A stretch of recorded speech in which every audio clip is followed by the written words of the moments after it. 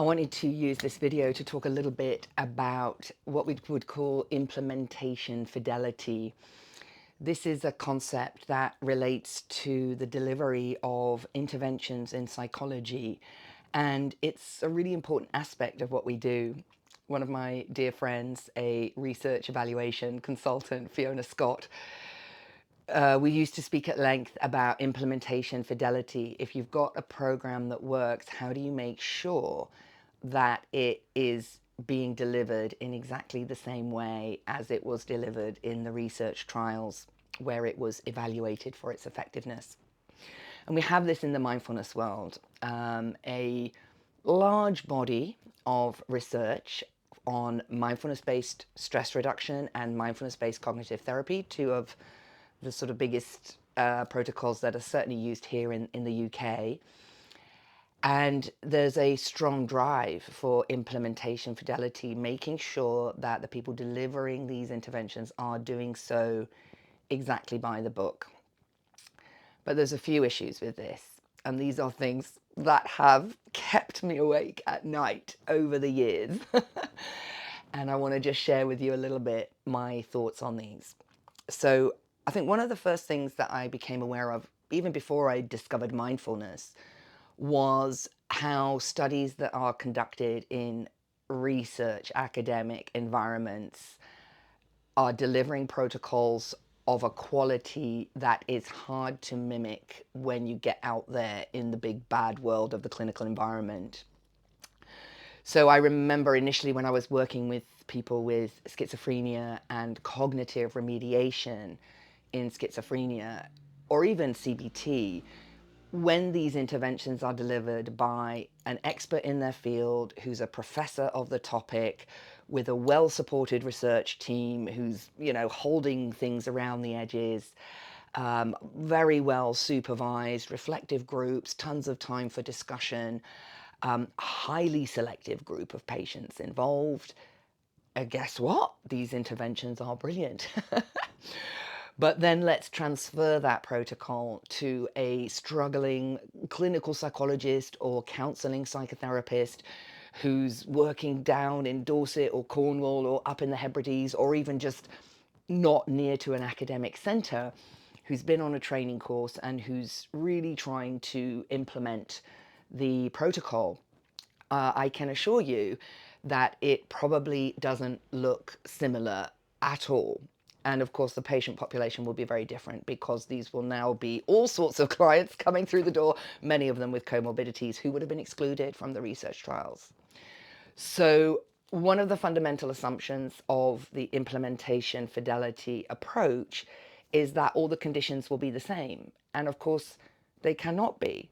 The patient group is not the same. The level of competence of the clinician delivering it is not the same. The level of support around the delivery is not the same. And so it's not to say that these aren't great interventions. It's to get curious about what are the factors that mean even if you deliver that protocol, you may not be able to get the same benefits because of all these contextual factors. Yeah, so that's sort of really one of the things that I'm always thinking about, the contextualization of where the protocol is delivered. The second thing I want to talk about in terms of implementation fidelity is this idea that we have replication in the literature. And psychology has been in a replication crisis for some years now. More broadly, science itself is in a replication crisis, but particularly I would say the field of psychology, which is when people do try to replicate the studies using the exact same protocols, they're not finding the same results. Now, that isn't surprising to me because you're dealing with people, and people are crazy. People are like all over the place. The ones delivering it, the ones receiving it. I mean, there's so much variability there. It makes no sense that you would think that this was a replication or high levels of replication was even possible. But we've learned as academics that, we need to follow the evidence base and that research is important. And of course it is. But I think we put it on a bit of a idealized platform. And when we really go in and we look at the literature, particularly for mindfulness, which I've done, myself and my colleague Stuart Woomsley, we did a big review of the mindfulness literature. And, looking at the highest level of studies, which are meta-analyses, maybe systematic reviews, the evidence is strong for the use of mindfulness-based stress reduction for pain and MBCT, mindfulness-based cognitive therapy, for relapsing and remitting depression. The evidence base is not strong, is definitely not gold standard for the use of mindfulness in any other conditions.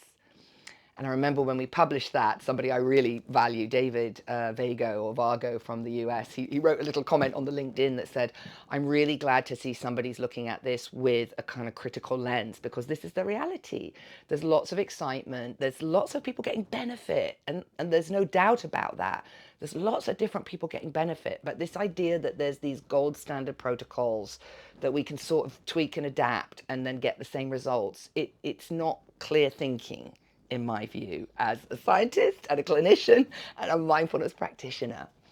So, with that in mind, those really are two drivers that give me the confidence to start to think, well, how can we do mindfulness differently?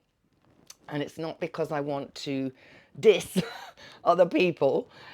It's not that I want to disparage the efforts that have gone into the creation and the development and the research of these protocols.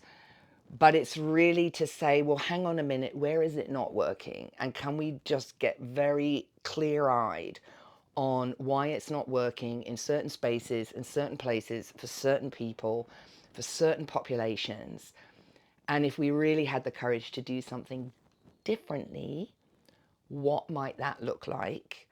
And how could we take some of these really excellent things that we have in psychology, things like assessment, formulation, intervention, ways in which we really try to be thoughtful before we give an intervention to somebody?